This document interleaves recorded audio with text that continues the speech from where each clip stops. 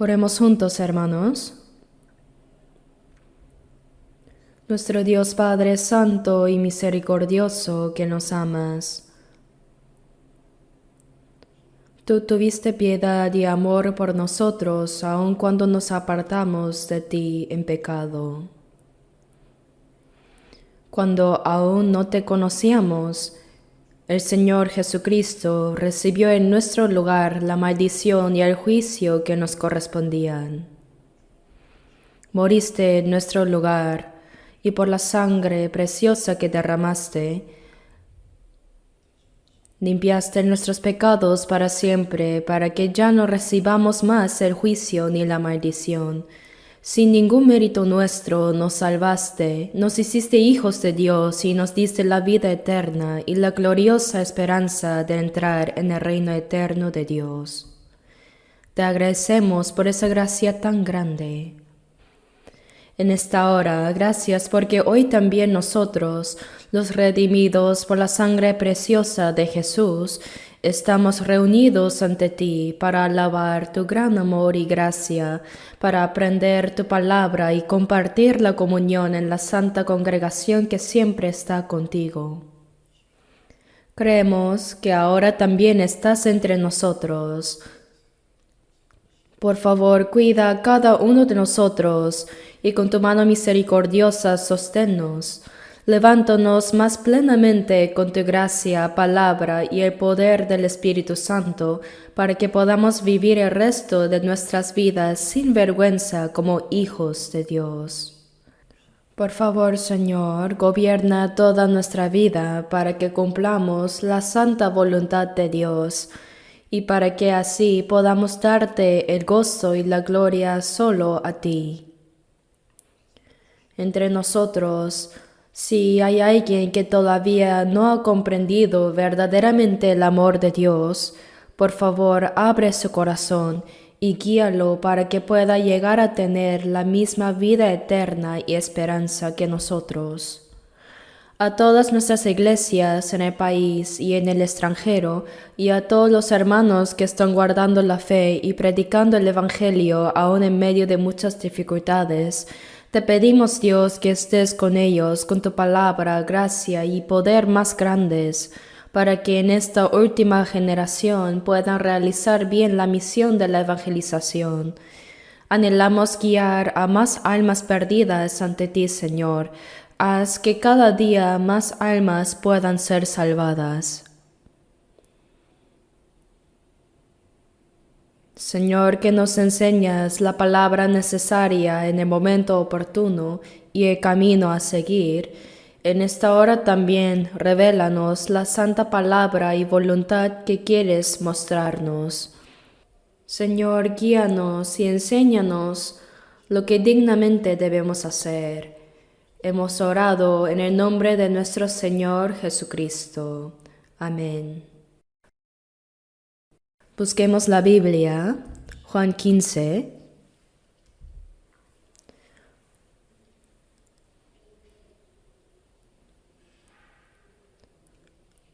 Juan capítulo 15, versículos 3 y 4. Leamos juntos Juan 15, versículos 3 y 4. Ya vosotros estáis limpios por la palabra que os he hablado. Permaneced en mí y yo en vosotros. Como el pámpano no puede llevar fruto por sí mismo si no permanece en la vid, así tampoco vosotros si no permanecéis en mí. Acabamos de leer de manera seguida la palabra en Juan capítulo 15.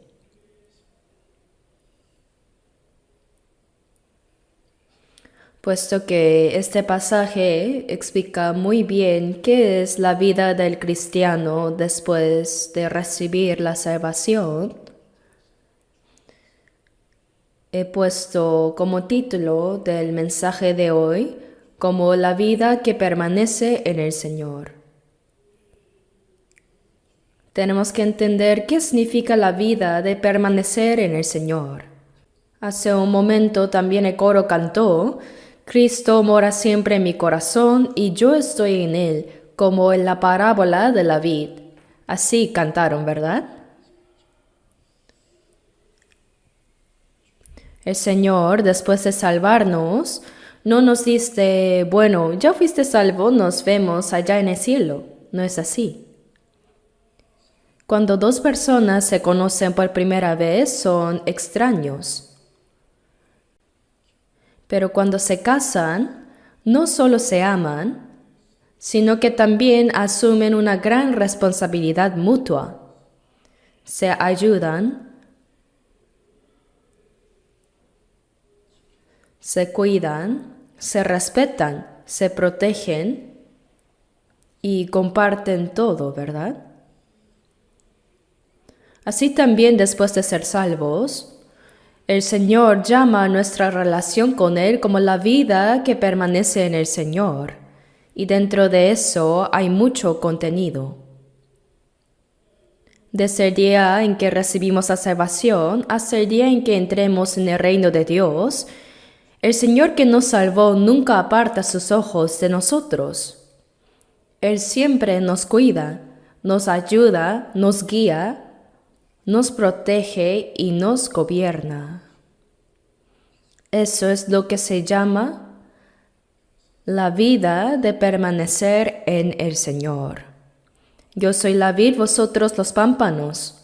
El que permanece en mí y yo en él, éste lleva mucho fruto, porque separados de mí nada podéis hacer. Estas breves palabras del Señor contienen un significado sumamente importante para nosotros. Entonces, las palabras que dijo Jesús fueron explicadas en detalle por el apóstol Pablo acerca de qué significa la vida de permanecer en el Señor. La vida del cristiano renacido no es en absoluto una vida religiosa. Como ustedes saben, en este mundo hay muchas religiones y cada una tiene sus propios ritos.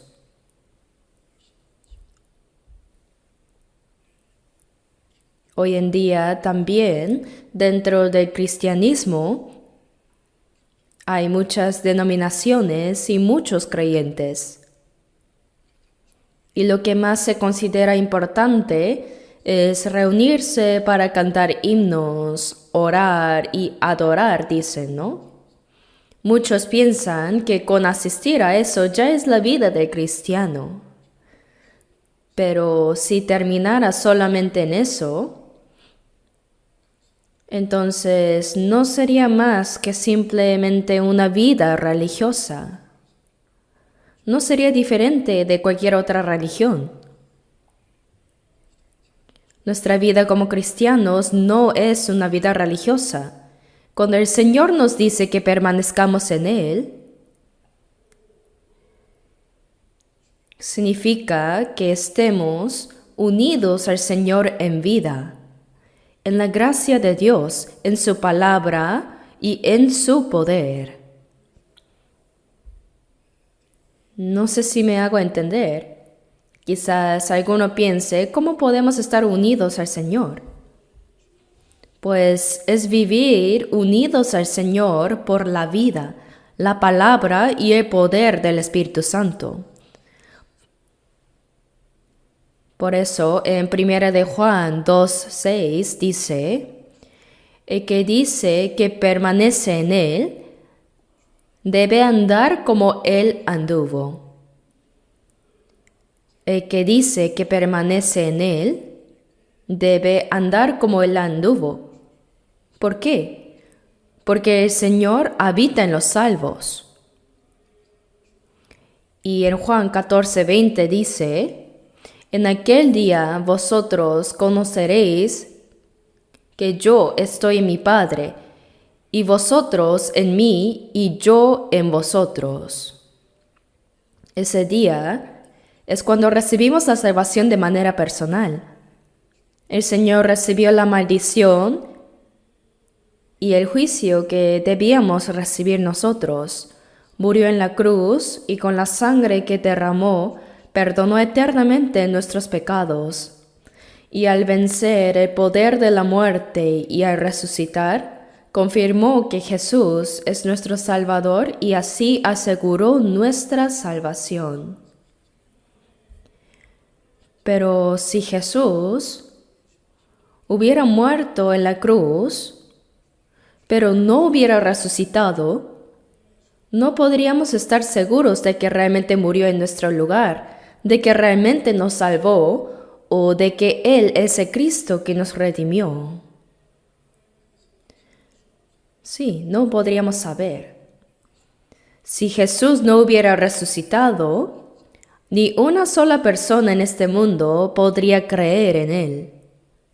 Después de que Jesús murió en la cruz, los discípulos que lo habían seguido durante 3 años y medio se dispersaron.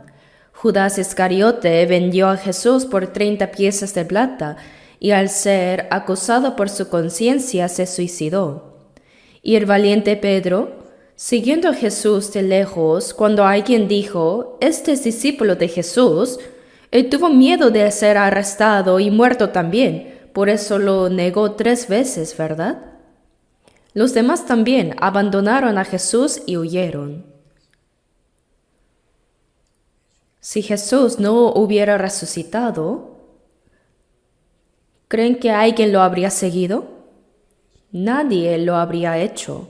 Pero al tercer día Jesús resucitó venciendo el poder de la muerte.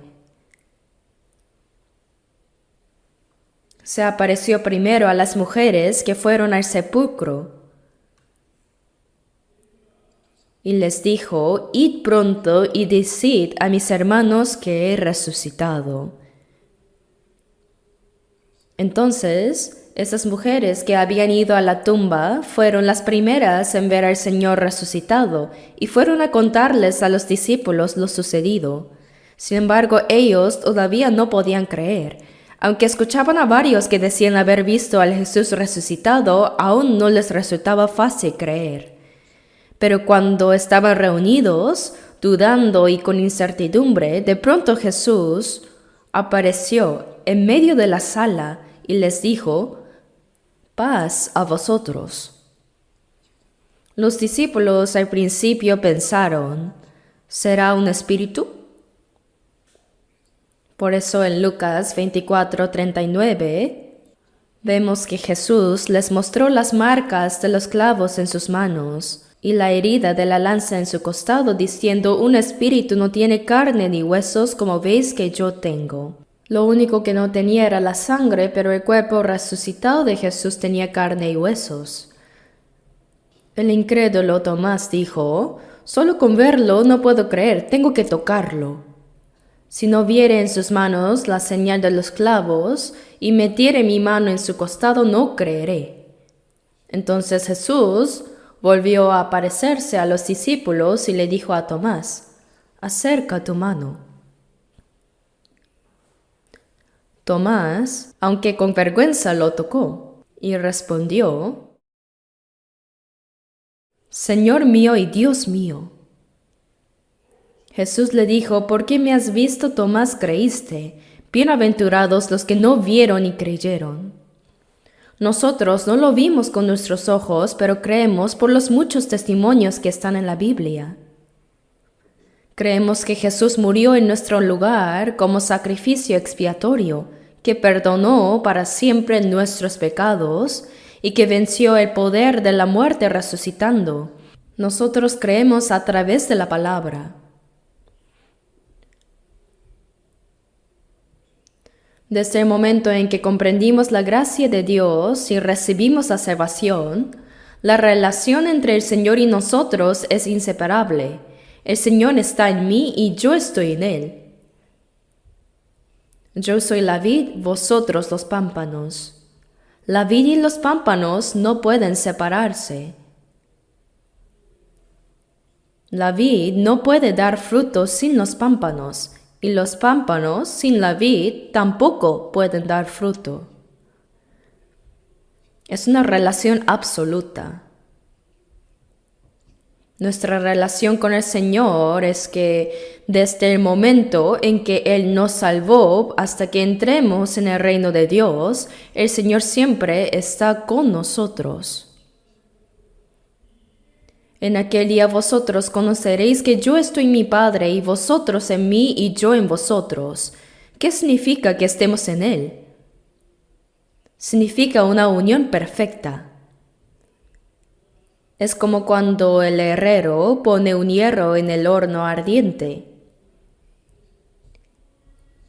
El hierro entra en el fuego y al poco tiempo el fuego entra en el hierro y entonces se enrojece completamente. ¿Eso es fuego o es hierro? Es hierro pero convertido en un carbón encendido. El fuego y el hierro se han hecho uno. Así también el Señor en mí y yo en el Señor. No podemos separarnos de Él. Es una unión y tal vez sea difícil de comprender, pero el Señor mismo lo dijo. Desde el día en que recibimos la salvación, el Señor está con nosotros.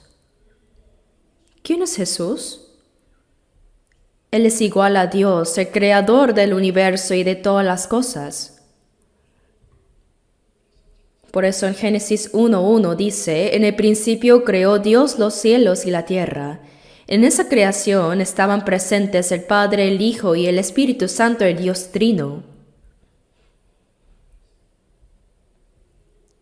Y en Proverbios 8:30 se expresa así, con Él estaba yo ordenándolo todo. Ahí Jesús mismo habla de cómo estaba con el Padre en la creación, gozándose con Él. Jesús es Dios mismo, igual al Dios. Es Dios mismo.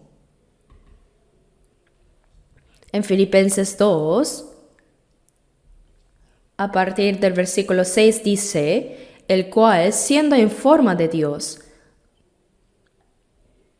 no estimó el ser igual a Dios como cosa que aferrarse, sino que se despojó a sí mismo, tomando forma de siervo, hecho semejante a los hombres. El hecho de que Dios se haya hecho como hombre es algo mucho más sorprendente que si un ser humano se convirtiera en una hormiga. Imaginen que un hombre se hiciera hormiga y entrara en el mundo de las hormigas diciéndoles, yo era hombre, pero por ustedes me hice hormiga por un tiempo. ¿Tiene sentido eso? ¿Podrían las hormigas comprender algo así? Pues esto es aún más asombroso.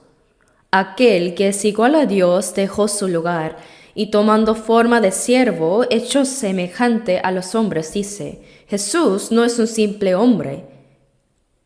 Él es Dios absoluto y eterno que creó los cielos y la tierra. Él es Dios. En Filipenses 2:8 dice, y estando en la condición de hombre, se humilló a sí mismo haciéndose obediente hasta la muerte y muerte de cruz. Se humilló hasta morir como sacrificio expiatorio en nuestro lugar. Vino a esta tierra según la voluntad del Dios Padre, obedeciendo en todo a su palabra hasta la muerte misma. Así, Él cumplió la obra de nuestra salvación. Pero ¿creen que después de salvarnos nos diría, ahora nos vemos en el cielo y nos dejaría así? No. Imaginemos que alguien vende toda su riqueza para comprar aquello que tanto deseaba. ¿Creen que lo dejaría en cualquier lugar entonces? ¿Lo trataría de cualquier manera? Lo cuidaría como lo más precioso, protegiéndolo para no perderlo, ¿verdad?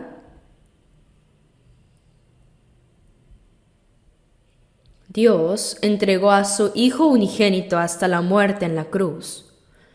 Y Jesús mismo se ofreció como sacrificio expiatorio, recibiendo la maldición y el juicio que nos correspondían. Él derramó su sangre para perdonar eternamente nuestros pecados. Entonces, después de salvarnos, ¿qué creen que hará el Señor? El Señor permanece en nosotros. En aquel día vosotros conoceréis que yo estoy en mi Padre y vosotros en mí y yo en vosotros. Los salvos estamos en el Señor y eso no significa solo asistir a un templo o un edificio de la iglesia. Quiere decir que el Señor está realmente en mí, es una unión inseparable. Así como la vid y los pámpanos no pueden separarse. Con nuestra mente humana no podemos explicarlo completamente. Pero lo cierto es que el Señor está en mí y yo en el Señor. El Señor y nosotros nos hemos hecho uno. En Gálatas 2:20 dice, con Cristo estoy juntamente crucificado, y ya no vivo yo, mas vive Cristo en mí. El Señor no solo murió en la cruz por nosotros, sino que cuando recibimos la salvación, creemos que en la muerte del Señor también nosotros morimos, y que en su resurrección también vivimos juntamente con Él. Hemos sido unidos a su muerte y a su resurrección y ahora somos inseparables de Cristo. Ya no vivo yo, mas vive Cristo en mí. El Señor habita en mí. Él es mi vida eterna y nunca nos abandonará. Eso es lo que significa permanecer en el Señor. Estamos unidos por la gracia de Dios, por su amor, por su palabra y el poder del Espíritu Santo. ¿Me dejo entender? ¿Qué es la vida de permanecer en el Señor? ¿Acaso es algo que podamos escuchar y simplemente decir, qué interesante, qué curioso? Como si no tuviera relación con nosotros así? No. El que ha nacido de nuevo está ahora envuelto en la gracia espiritual de Dios. Está envuelto en la vida. Abramos ahora la Biblia. Busquemos Primera de Juan, capítulo 1. Primera de Juan, capítulo 1, versículos 3 y 4. Versículos 3 y 4 leamos juntos. Lo que hemos visto y oído, eso os anunciamos, para que también vosotros tengáis comunión con nosotros, y nuestra comunión verdaderamente es con el Padre y con su Hijo Jesucristo. Estas cosas os escribimos para que vuestro gozo sea cumplido. El que escribió esta epístola fue el apóstol Juan, uno de los 12 discípulos de Jesús, llamado el discípulo amado. El propósito del San Juan fue que creamos que Jesús es el Cristo, el Hijo de Dios, y que creyendo tengamos vida en su nombre. Pero el propósito de la primera carta de Juan es que ahora los salvos, dice, tengáis comunión con nosotros. Esa comunión es lo que llamamos hoy compañerismo y en inglés fellowship. Es una comunión santa. Es una comunión con Dios. Nuestra comunión verdaderamente es con el Padre y con su Hijo Jesucristo. Cuando recibimos la salvación, los cristianos tenemos comunión unos con otros. Y llegamos a ser parte de esa congregación santa. Desde entonces, también nosotros podemos llamar a Dios nuestro Padre. Como dice Padre nuestro que estás en los cielos. Y Juan 20:17 dice, subo a mi Padre y a vuestro Padre. Así en la vida eterna ahora tenemos una relación especial establecida. Y desde ese momento empieza la comunión. Es el compañerismo entre los cristianos salvos. Hermanos, no tomen la comunión como algo común.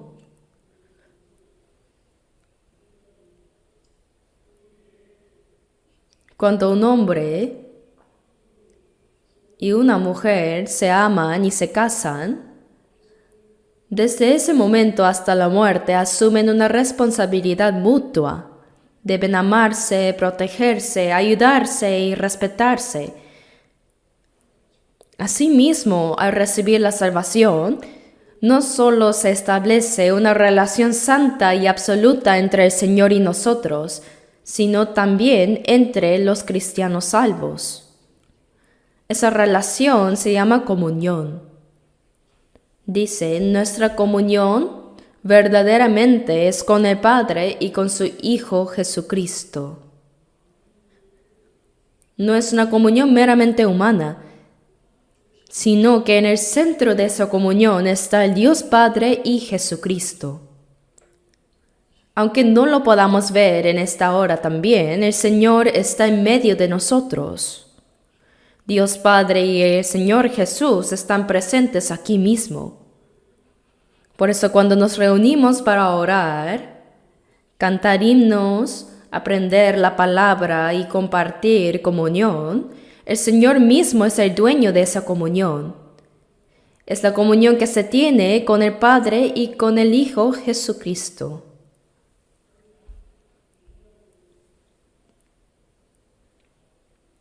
Ahora busquemos 1 de Juan 4, versículo 12. 4:12. Leamos juntos.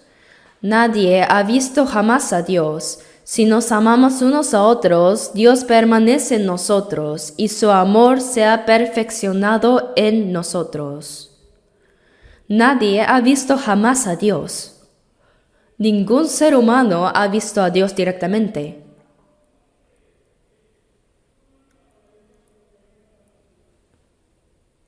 Jesús vino en forma de hombre, pero ver a Jesús en su apariencia humana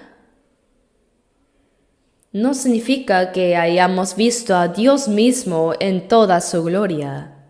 El hombre no puede contemplar a Dios directamente, pero dice si nos amamos unos a otros.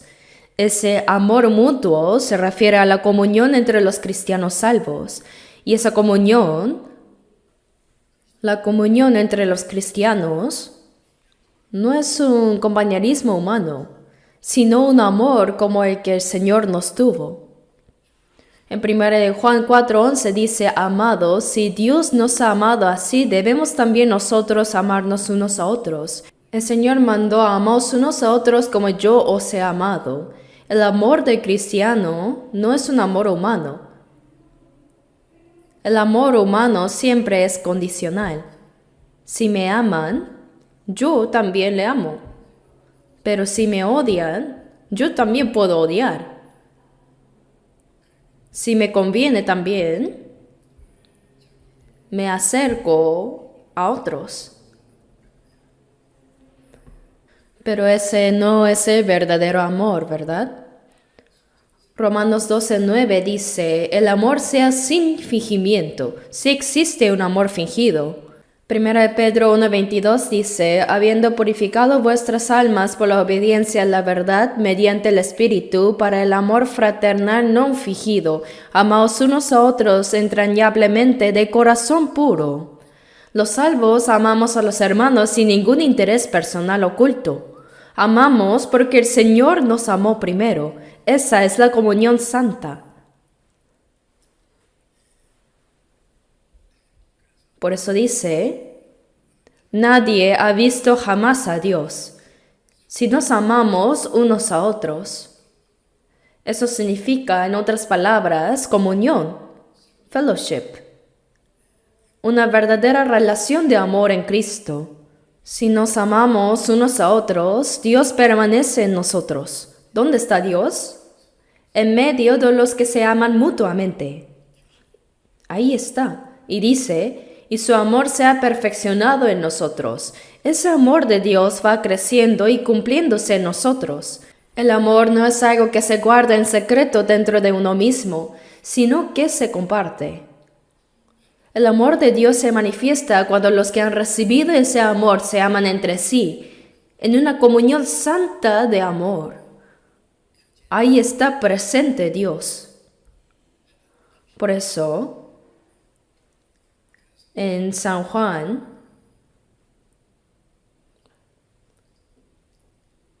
14:20 dice, en aquel día vosotros conoceréis que yo estoy en mi Padre y vosotros en mí y yo en vosotros. Desde el día en que recibimos la salvación, sabemos que el Señor está en nosotros, los salvos, el pueblo santo, y que nosotros estamos en Él. Estamos en Él. Ahora abramos en 1 Corintios, capítulo 1.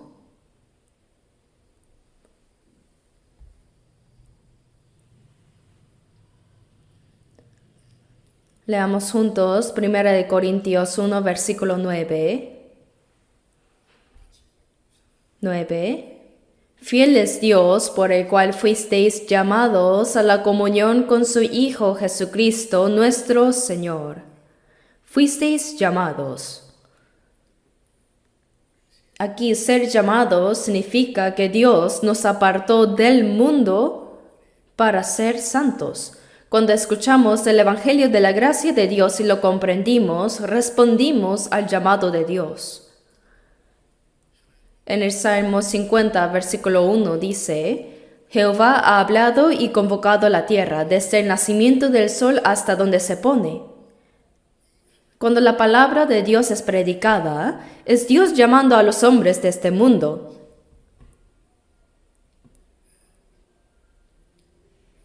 En Isaías 45:22 también dice, mirad a mí y sed salvos todos los términos de la tierra, porque yo soy Dios y no hay más. Dios está llamando así a todos los pueblos de la tierra.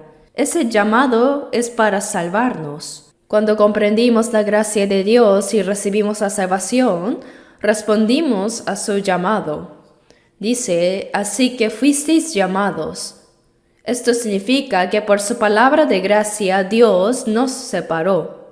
Ese llamado es la salvación. Y dice, fuisteis llamados a la comunión con su Hijo Jesucristo nuestro Señor. Después de ser salvos, ¿qué sucede? Inmediatamente hay comunión con el Señor. El Dios que nos salva también nos lleva a la comunión con su Hijo Jesucristo. En este mundo se dice que vivimos en una sociedad de relaciones, ¿no? Cuando nace un niño, inmediatamente empieza la comunión con su papá, mamá, hermanos, tíos y su familia. Así también, cuando recibimos la salvación, comienza nuestra comunión con nuestro Señor Jesucristo. Con significa junto con, juntos. En este mundo, las personas se reúnen con los de su misma clase, los ricos entre los ricos y los que tienen oficios, trabajos similares, se juntan entre ellos. Los delincuentes también con delincuentes. Todos tienen sus propios círculos de comunión, pero nosotros, al ser salvos, entramos en la comunión con Jesucristo nuestro Señor. Fiel es Dios, por el cual fuisteis llamados a la comunión con su Hijo Jesucristo nuestro Señor. Debemos pensar seriamente en lo que significa la comunión. Es estar junto con el Señor, en su amor, en su palabra y en su gracia, siendo un solo cuerpo. Somos un solo rebaño.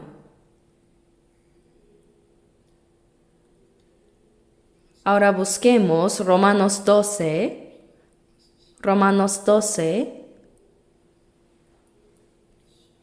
versículos 4 y 5. Romanos 12, versículos 4 y 5, leamos juntos. Porque de la manera que un cuerpo tenemos muchos miembros, pero no todos los miembros tienen la misma función, así nosotros, siendo muchos, somos un cuerpo en Cristo, y todos miembros los unos de los otros. Nosotros, los salvos, aunque somos un solo cuerpo, tenemos muchos miembros. En nuestro cuerpo hay ojos, boca, manos, pies, y dentro del cuerpo hay muchos órganos invisibles también, ¿verdad? Así dice, en un cuerpo tenemos muchos miembros, pero no todos los miembros tienen la misma función. Cada uno cumple una función distinta. Así nosotros, siendo muchos, somos un cuerpo en Cristo, y todos miembros los unos de los otros. Los que hemos sido salvos ahora formamos un solo cuerpo en Cristo por su vida, su palabra y por su Espíritu Santo. Y cada uno de nosotros cumple la función de un miembro, y cada miembro tiene su función particular. En 1 Corintios capítulos 12 y 14 vemos que también los dones son diversos. En la iglesia no todos pueden ser pastores, ni todos pueden hacer el mismo trabajo que otro hace. Cada uno debe hacer la labor que le corresponde, la que puede hacer. Si alguien quiere hacer lo que no puede hacer, eso es orgullo. Cada miembro debe realizar naturalmente lo que le corresponde. La mano debe hacer el trabajo de mano, eso es natural. Cuando el pie hace la labor del pie, eso es algo obvio. Pero si la mano dijera a la boca, oye, ¿por qué tú solo comes? Yo también quiero probar, y empezar a masticar la comida como la boca, eso no tendría sentido. Así también, cada uno de nosotros debe hacer naturalmente lo que le corresponde. Eso es cumplir nuestro rol como miembros dentro del cuerpo de Cristo, que es la Iglesia. Todos nosotros somos útiles y valiosos. Ahora busquemos Juan capítulo 10, versículo 16.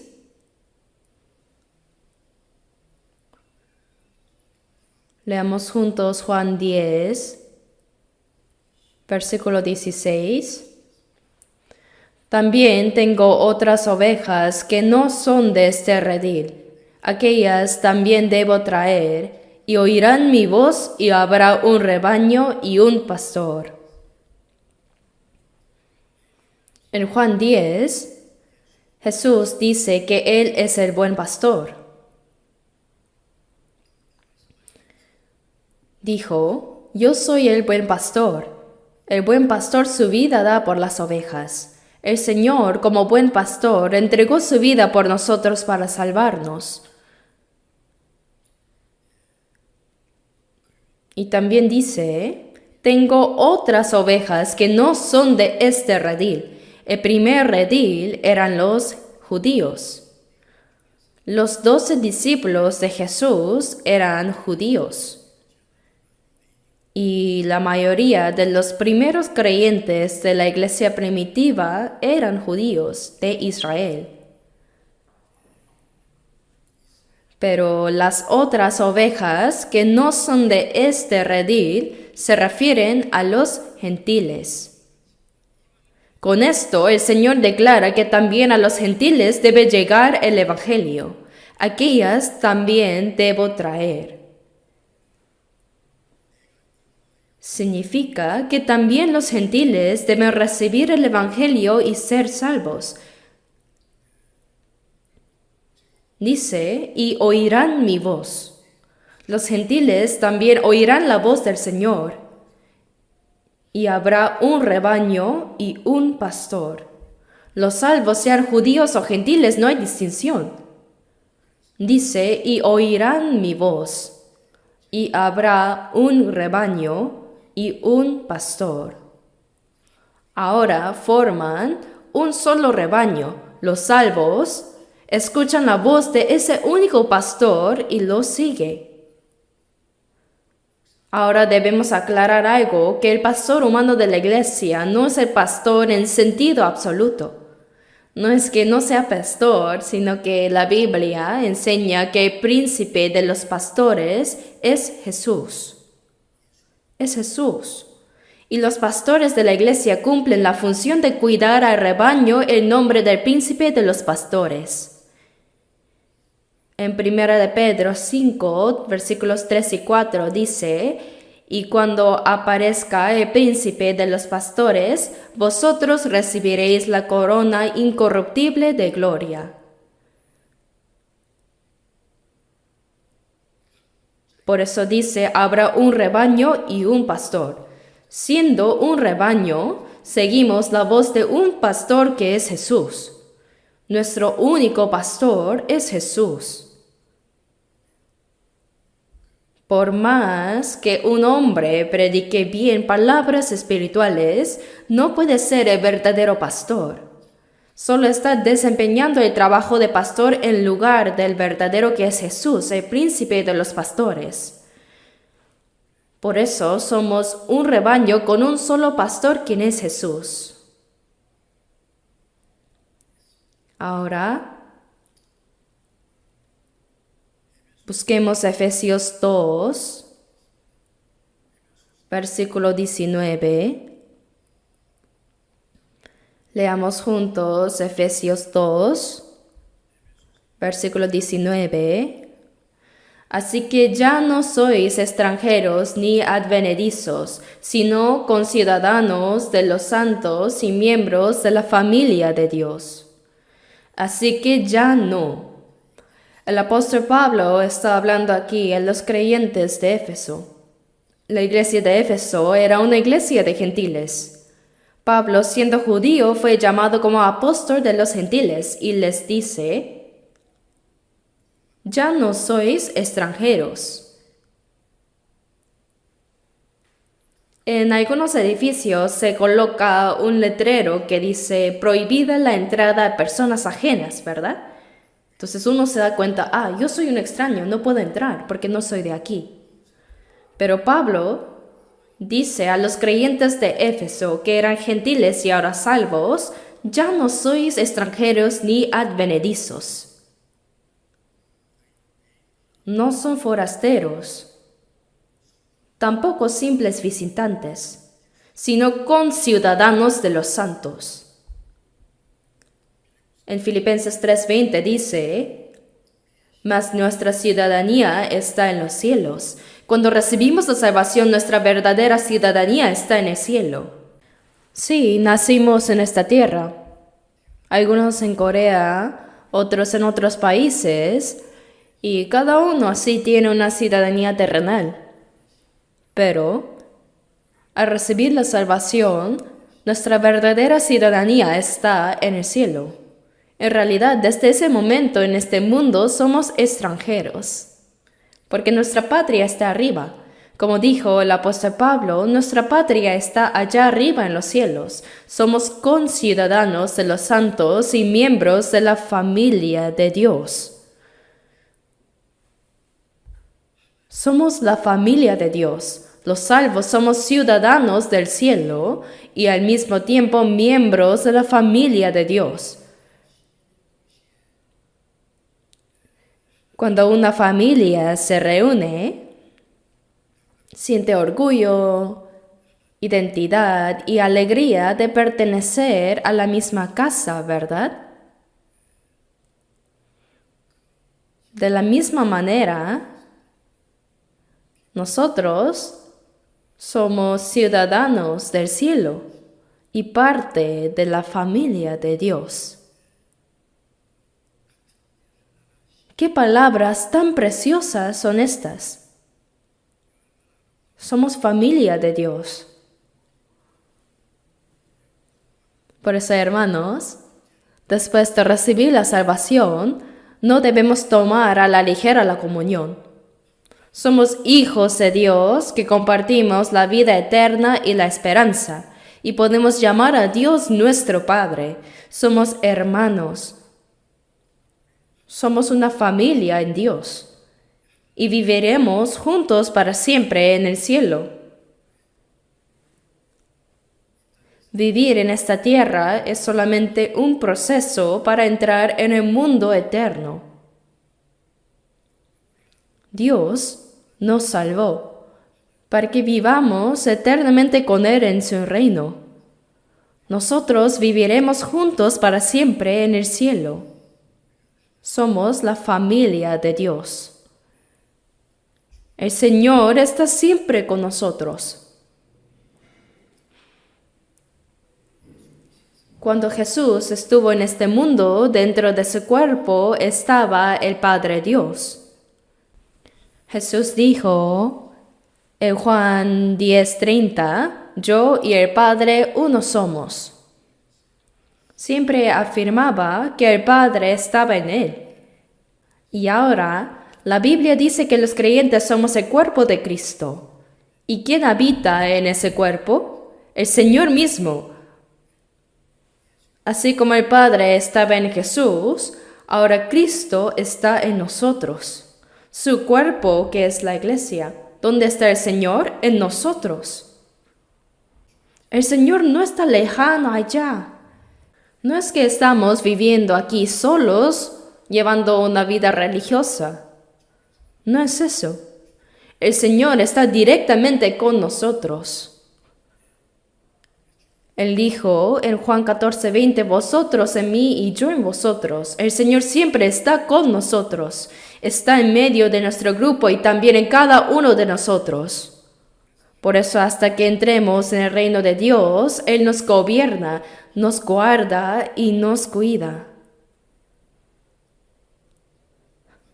Ahora busquemos Mateo 28:20. Mateo 28, versículo 20. Leamos juntos el versículo 20.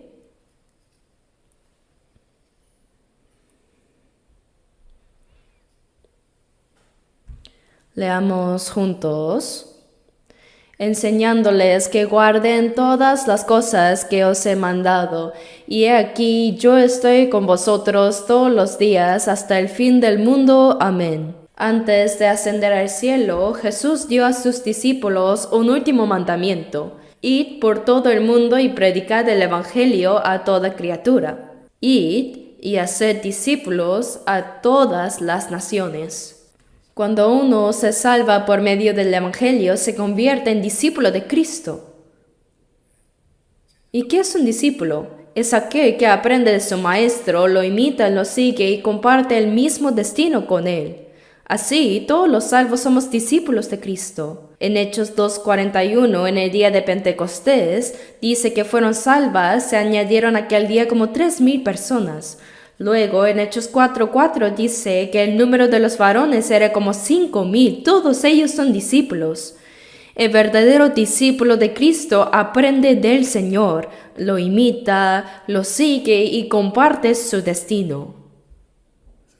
Por eso, el Señor dijo en Mateo 28:19, id y haced discípulos a todas las naciones, bautizándolos en el nombre del Padre y del Hijo y del Espíritu Santo. Si alguno ha recibido la salvación pero aún no se ha bautizado, debe hacerlo. Es necesario bautizarse porque también eso es obediencia. El bautismo es la confesión pública de que hemos muerto con Cristo, que fuimos sepultados con Él y que hemos resucitado para vivir una nueva vida con Él. Es un testimonio delante de Dios y de los hombres. El Señor dijo, enseñándoles que guarden todas las cosas que os he mandado. Los salvos deben aprender la palabra del Señor, enseñarla y obedecerla.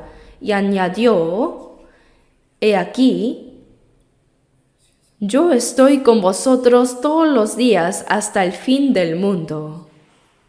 Esto significa que el Señor no está lejano solo en el cielo. No, Él está con nosotros en este mismo momento. ¿Hasta cuándo? Hasta el fin del mundo. El Señor está con nosotros para guardarnos, para protegernos, guiarnos, para ayudarnos y gobernarnos. A veces también nos prueba y nos disciplina. Esto es para hacernos personas dignas de entrar en el reino de Dios y en su gloria eterna. Sí, hemos recibido la salvación, pero todavía tenemos muchas debilidades. Nuestra carne sigue siendo débil. Aunque somos hijos de Dios, a veces no vivimos de manera digna, ¿cierto? Incluso podemos hacer cosas que un cristiano no debería hacer, porque aún tenemos muchas áreas de nuestra naturaleza carnal sin transformar. Por eso, después de la salvación, el Señor permanece con nosotros. Él nos ayuda, nos prueba. También nos disciplina y nos moldea para hacernos aptos para entrar en la gloria de Dios, poco a poco. Después de ser salvo, cuando uno participa normalmente de la comunión en la iglesia, al pasar 1, 2, 3 años sin darse cuenta, se convierte en un cristiano maduro. Su fe va creciendo de manera natural. En 1 Pedro 2:2 dice: Desead como niños recién nacidos la leche espiritual no adulterada, para que por ella crezcáis para salvación. Los bebés no buscan otra cosa, solo piensan en la leche. Como el niño busca leche, nunca te olvidaré. De la misma manera, nosotros debemos anhelar la leche espiritual, que es la palabra de Dios. Así como el bebé anhela la leche, los salvos debemos anhelar leer la palabra, memorizarla y escucharla. Ese deseo debe estar en nosotros. Y dice, para que por ella crezcáis para salvación. Eso significa que hay un crecimiento en la salvación. Es un proceso de cambio poco a poco para llegar a ser hijos de Dios dignos de su gloria. Ese crecimiento no se da de manera aislada, porque un bebé no puede crecer solo. Necesita el amor y el cuidado de toda la familia. Así también nosotros, dentro de la comunión cristiana, con la ayuda de los hermanos y alimentados por la palabra de Dios, vamos siendo transformados y nuestro hombre interior va creciendo. A veces Dios nos prueba. A veces Él nos disciplina, pero todo con el propósito de formarnos como personas aptas para entrar en su gloria. Sí, hemos recibido la salvación, pero aún somos insuficientes para la gloria de Dios. El cielo es un lugar de gloria eterna, pero si entráramos ahí sin haber sido transformados, viviendo todavía según la carne, no podríamos soportarlo. Estaríamos fuera del lugar.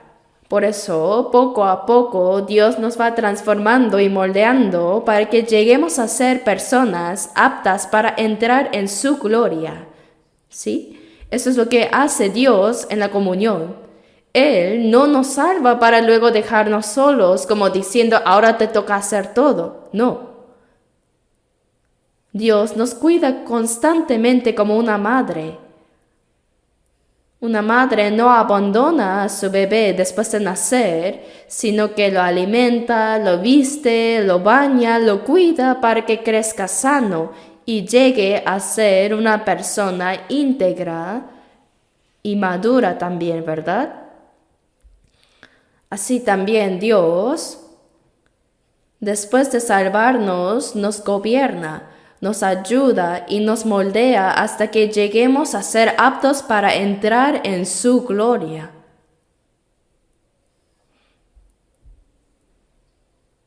Ahora leamos 1 de Pedro 1, 1 de Pedro capítulo 1.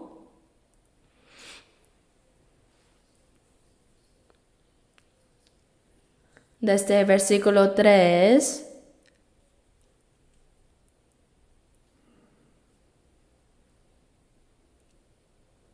hasta el 7, 3 al 7.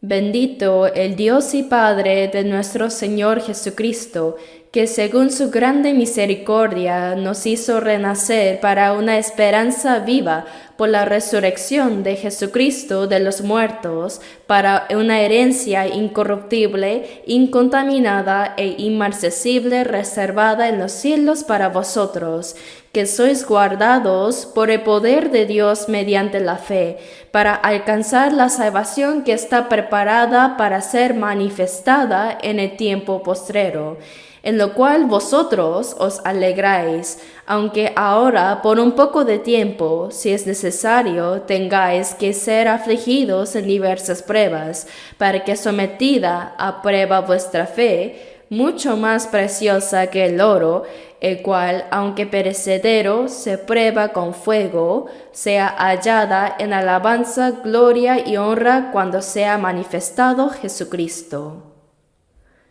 Este pasaje contiene un mensaje muy precioso.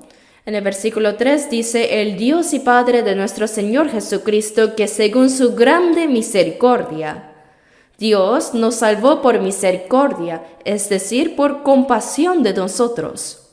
Dice, nos hizo renacer para una esperanza viva por la resurrección de Jesucristo de los muertos.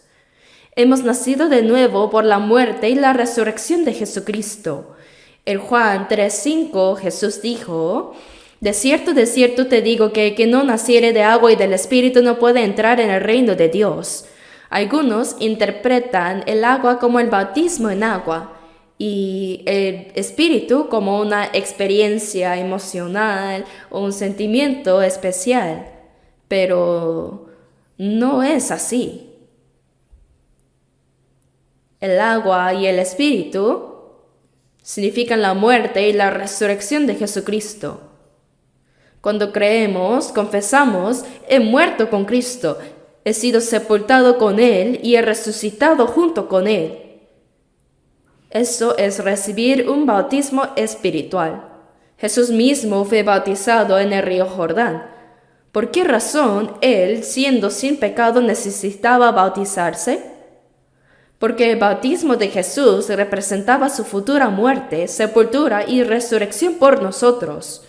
Cuando Jesús salió del agua, dice Mateo 3:16, que los cielos le fueron abiertos y vio el Espíritu de Dios que descendía como paloma. Eso significa que por la muerte y la resurrección de Cristo, la puerta del cielo que antes estaba cerrada fue abierta para nosotros. Cuando Jesús murió y resucitó, los cielos se abrieron. El hecho de que el Espíritu Santo descendiera como paloma sobre la cabeza de Jesús fue una señal para mostrarnos que en adelante el Espíritu Santo vendría sobre todos los que recibieran la salvación. Y hubo una voz de los cielos que decía, este es mi Hijo amado, en quien tengo complacencia. Estas palabras no solo fueron para Jesús, sino también para todos los que recibiríamos la salvación en Él. Por la muerte y resurrección de Jesús hemos nacido de nuevo. Su muerte corresponde al agua, que representa la justicia de Dios, morir y ser sepultados con Cristo, y su resurrección corresponde al Espíritu, que es vivir juntamente con Él. Así se cumple lo que dice nacer de nuevo de agua y de Espíritu. Dice, nos hizo renacer para una esperanza viva por la resurrección de Jesucristo de los muertos. Los renacidos tenemos una esperanza eterna. El versículo 4 dice, para una herencia incorruptible, incontaminada e inmarcesible. Todo lo que hay en este mundo, por más valioso que parezca, tarde o temprano se corrompe, se contamina y desaparece. Pero Dios nos hizo nacer de nuevo para recibir una herencia incorruptible, incontaminada e inmarcesible, reservada en los cielos.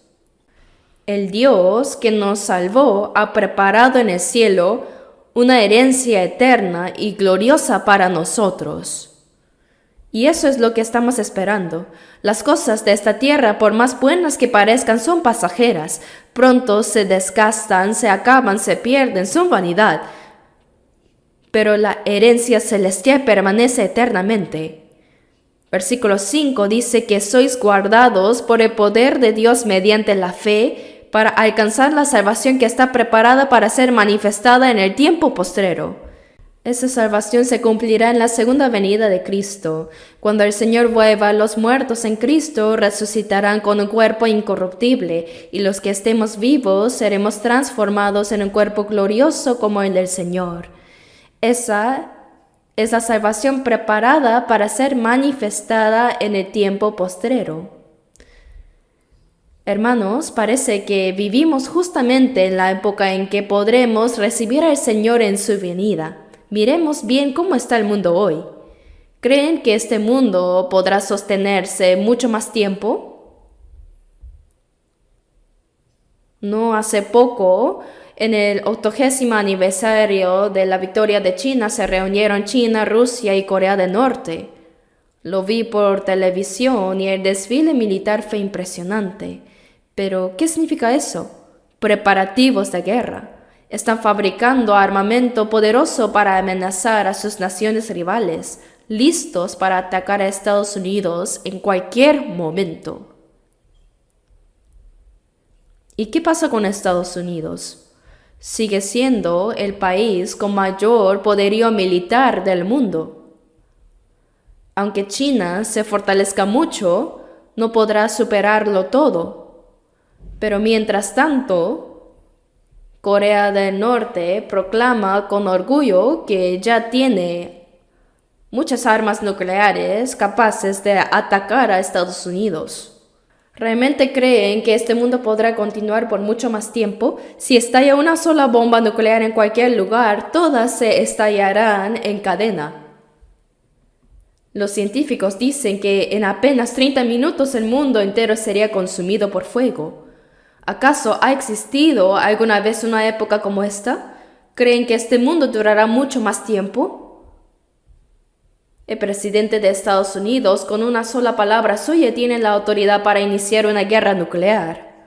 Lo mismo ocurre con China, con Corea del Norte y con Rusia. Si de repente alguno de ellos ordena un ataque, el mundo llegaría a su fin. Por eso, debemos desechar de nuestra mente el pensamiento de vivir aquí cómodamente y por largo tiempo. No estamos para disfrutar de este mundo como si fuera eterno. Debemos anhelar el regreso del Señor, porque el día en que el mundo termine será para nosotros el día de entrar en el reino eterno de Dios.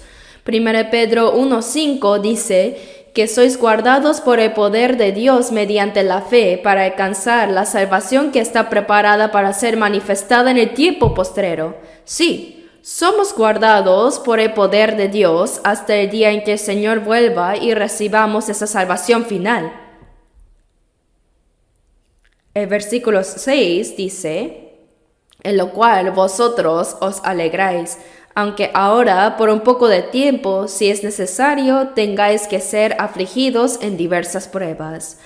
Después de ser salvos, enfrentamos diversas pruebas, pero dice, os alegráis.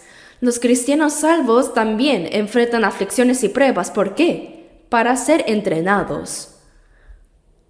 El versículo 7 dice, para que sometida a prueba vuestra fe, mucho más preciosa que el oro, el cual aunque perecedero, se prueba con fuego.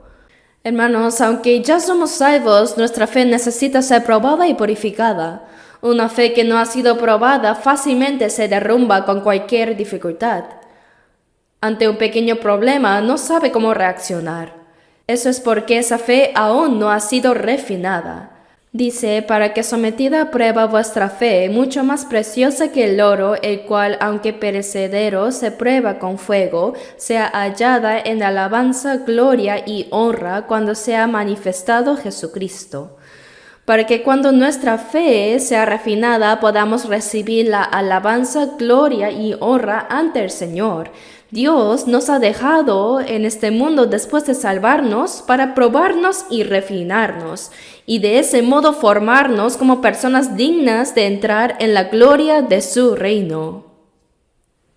Ahora, busquemos el Salmo 48. Salmo capítulo 48, versículo 14.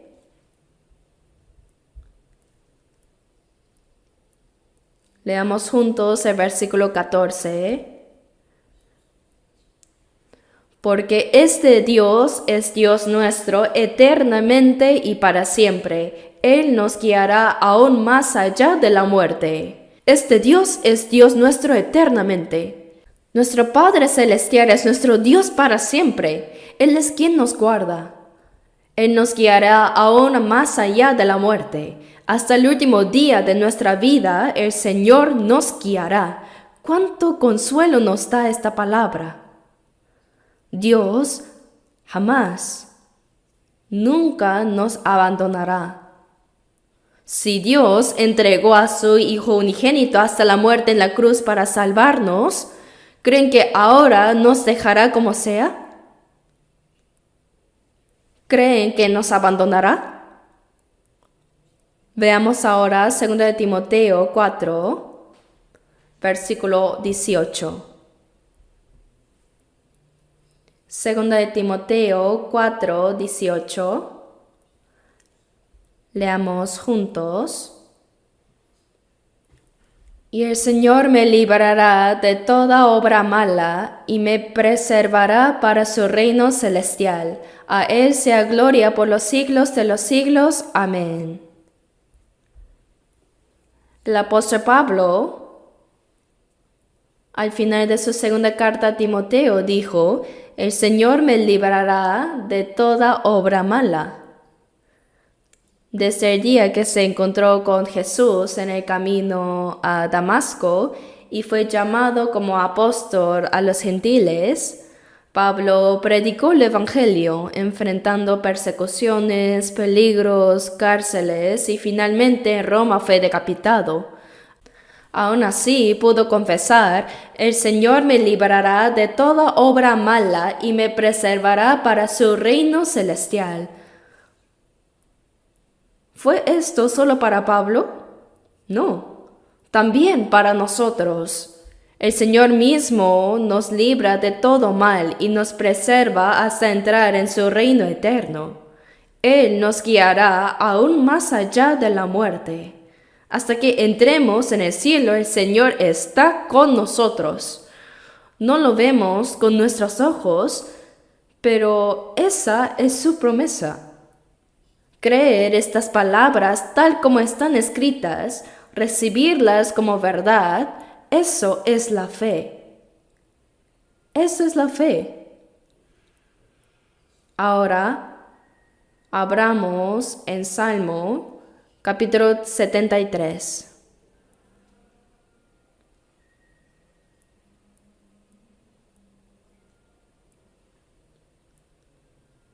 Salmo 73, versículo 24. Leamos juntos el versículo 24. 73, versículo 24. Me has guiado según tu consejo, y después me recibirás en gloria. Me has guiado según tu consejo. Mientras vivimos en esta tierra, el Señor nos guía con su consejo y palabra. Dice: y después me recibirás en gloria. Ahora somos guiados con la palabra. Pero dentro de poco seremos recibidos en la gloria eterna. No debemos imaginar el cielo como la vida terrenal. Cuando lleguemos allá al cielo, los ejércitos celestiales y los ángeles estarán rodeándonos, acompañándonos, y nosotros entraremos en la gloria de Dios. Y los ángeles son seres gloriosos, pero ellos no son hijos de Dios, ni son la esposa de Cristo, pero nosotros sí. Nosotros somos hijos eternos de Dios y somos la novia de Cristo. Hebreos 1:14 dice, ¿no son todos espíritus ministradores enviados para servicio a favor de los que serán herederos de la salvación? Por eso los ángeles, al contemplar la salvación que hemos recibido, seguramente sentirán asombrados y hasta una santa envidia. Hermanos, nosotros creemos en esta realidad. En esta realidad que todavía parece un sueño. Pero no está lejos. Soportemos un poco más, hermanos. Juan 17. Busquemos Juan 17.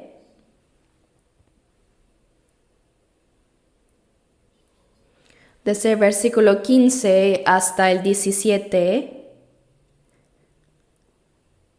leamos juntos, 15 al 17.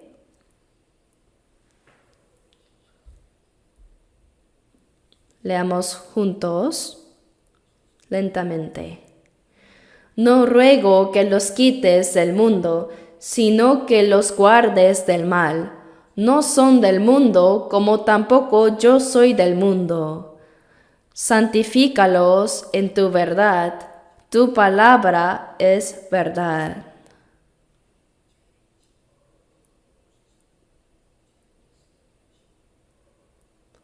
Estas palabras forman parte de la oración larga que Jesús hizo la noche antes de morir en la cruz. Ahí como sumo sacerdote intercedió por nosotros. Él dijo, no ruego que los quites del mundo. Se refiere a los creyentes salvos. Jesús no pidió al Padre que nos lleve rápidamente de este mundo para librarnos de los sufrimientos, sino que los guardes del mal, dice. Jesús pidió que viviendo en este mundo lleno de pecado, el Padre nos guardara para no caer en la maldad.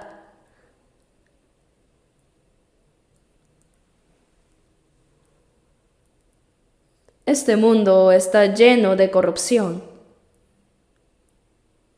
está lleno de pecado, pero en medio de él los cristianos somos como diamantes, como piedras preciosas que resplandecen. Así nos ve Dios, como personas apartadas del pecado. Que los guardes del mal. Jesús oró para que Dios nos guardara a no caer en el mal. ¿Acaso nos llevará de frente al aire como el mundo es tan duro y lleno de pecado? No, más bien Él quiere vernos vivir en este mundo malo y difícil, pero sin caer en el mal, como corresponde a los hijos de Dios.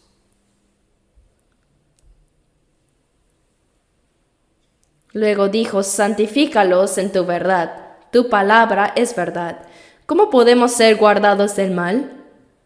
Siendo santificados por la verdad. Hemos sido salvados por la gracia y ahora debemos ser apartados mediante la verdad. Al escuchar, aprender, memorizar y obedecer la palabra de Dios en nuestra vida, poco a poco somos santificados. La santificación significa ser apartados, separados del mundo. Los salvos deben vivir cada vez más apartados del pecado. ¿Acaso puede alguien que va al cielo vivir como los que van al infierno? Apocalipsis 22, versículos 10 y 11 dice, porque el tiempo está cerca. El que es injusto, sea injusto todavía, y el que es justo, practique la justicia todavía, y el que es santo, santifíquese todavía. Los que van al infierno siguen viviendo en su maldad, preparándose para ese destino. Pero los que somos santos debemos seguir santificándonos. apartándonos del mundo. Los que vamos al cielo debemos vivir como quienes van al cielo. Hermanos, cuando vemos que este mundo está lleno de pecado, debemos reconocer, ellos son el grupo que irán al infierno. Pero nosotros somos hijos de Dios salvados por la gracia de Jesucristo, llamados a entrar en la gloria eterna. Por eso debemos guardarnos del mal y vivir santificados, cada vez más apartados para Dios. Y eso es lo que el Señor desea para nosotros.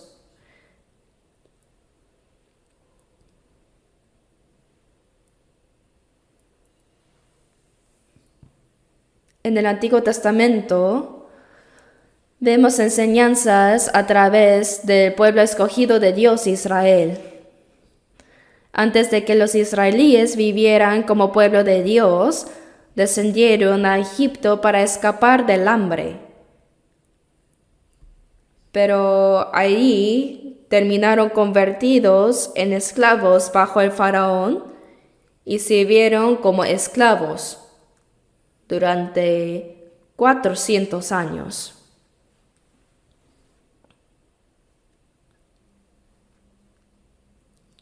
En la Biblia, el número 4 representa los 4 puntos cardinales, este, oeste, norte y sur, es decir, el mundo, y también simboliza el sufrimiento.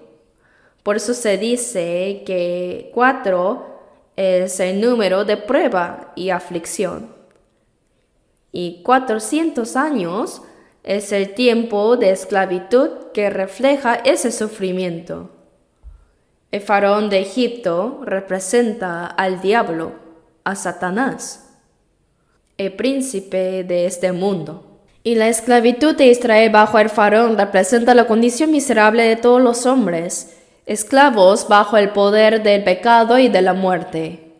Aunque Israel fue escogido como pueblo santo antes de experimentar la gracia de Dios, vivieron 400 años como esclavos en Egipto, sirviendo al faraón. Esto ilustra cómo los hombres, creados a la imagen de Dios, antes de conocerlo, viven esclavizados al pecado y a la muerte. Entonces Dios envió a Moisés. Con las 10 plagas sacó a su pueblo de Egipto y los condujo hacia la tierra prometida Canaán.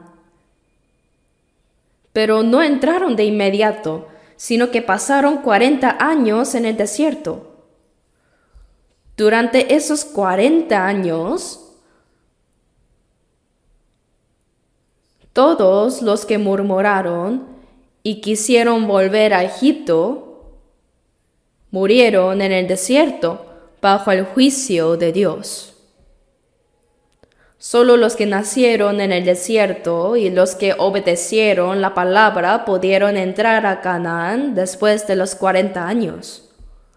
Esto es una figura de que los 400 años en Egipto representan a toda la humanidad esclavizada bajo Satanás y el poder de la muerte.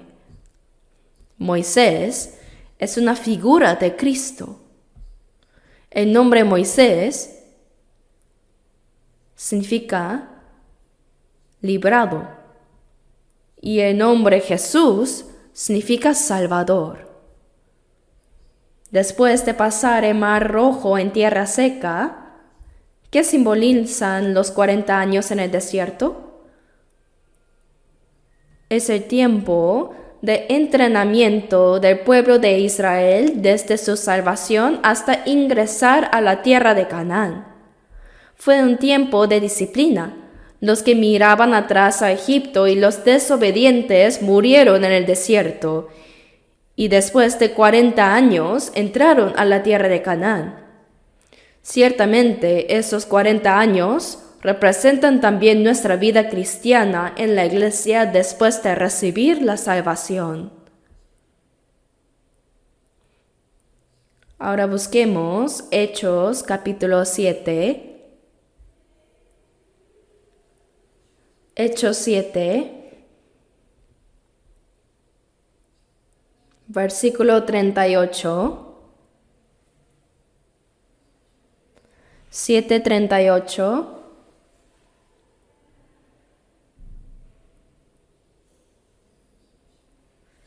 Leamos juntos Hechos 7:38. Este es aquel Moisés que estuvo en la congregación en el desierto con el ángel que le hablaba en el monte Sinaí y con nuestros padres y que recibió palabras de vida que darnos. Aquí se menciona que durante los 40 años Israel estuvo con la congregación en el desierto. En el Antiguo Testamento no aparece la palabra iglesia como tal, pero aquí la congregación en la Biblia coreana está traducida como la iglesia. El pueblo de Israel estuvo 40 años en el desierto hasta llegar a la tierra de Canaán. En realidad, de Egipto a Canaán no toma mucho tiempo si va en línea recta, pero durante 40 años Dios los condujo hasta que murieran todos los desobedientes. Fue entrenando y disciplinando a aquellos que creían en su palabra, y la tierra de Canaán es una sombra del cielo eterno. Dice Moisés que estuvo en la congregación en el desierto y que recibió palabras de vida que darnos. El sufrimiento del pueblo de Israel, que sirvió como esclavo en Egipto durante 400 años, representa a todos los que no han recibido la salvación, pues están bajo todavía el poder de Satanás y de la muerte. El hecho de que Dios enviara a Moisés, que cayeran las 10 plagas sobre Egipto y que sacara a Israel, todo fue una prefiguración de la salvación que recibiríamos por medio de Jesucristo. Dios los sacó de Egipto y durante 40 años en el desierto los entrenó y disciplinó hasta que murieran los desobedientes. Luego, al entrar en la tierra de Canaán, eso simboliza la vida en la iglesia después de la salvación, donde somos formados y disciplinados. Todo esto nos fue mostrado de antemano a través de la historia de Israel. La tierra de Canaán era una figura del cielo eterno. A Israel se le prometió la tierra de Canaán, y a nosotros se nos ha prometido el cielo y la tierra nueva. Hasta que entremos ahí, Dios nos disciplina y guía. Por eso debemos perseverar en esta vida de iglesia. En esta vida de la iglesia, Dios está con nosotros, nos entrena, nos disciplina y nos protege, nos guarda. ¿Qué hizo Dios en el desierto? Durante el día los protegió con la columna de nube y de noche con la columna de fuego. Cada día les daba maná. Les dio agua al hacer brotar de la roca. Y cuando quisieron carne, envió codornices para que comieran. ¿Qué significa eso? Que en nuestra vida de la iglesia, Dios no solo guarda nuestra alma, sino hasta nuestro cuerpo también. Dios nos da gracia espiritual y también cuida de nuestras necesidades físicas. Él no dice, ya fuiste salvo, ahora sufre como sea y nos vemos allá en el cielo. No debemos olvidar que el Señor nos salvó, también nos da todo lo que necesitamos para nuestra alma y cuerpo y que nos guardará hasta que entremos en el cielo. Esa es nuestra vida cristiana. Hay que saber que la vida cristiana no es una vida religiosa. No tomen en vano esta palabra, por favor. El Señor que nos salvó, ciertamente nos guardará hasta que entremos en su reino. El mismo Dios que guió y protegió a Israel en el desierto hasta Canaán con la columna de nube y de fuego, es el mismo Dios que nos guardará y protegerá hasta que entremos en el cielo.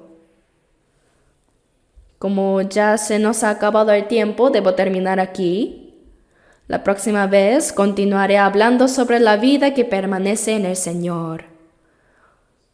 Oremos juntos.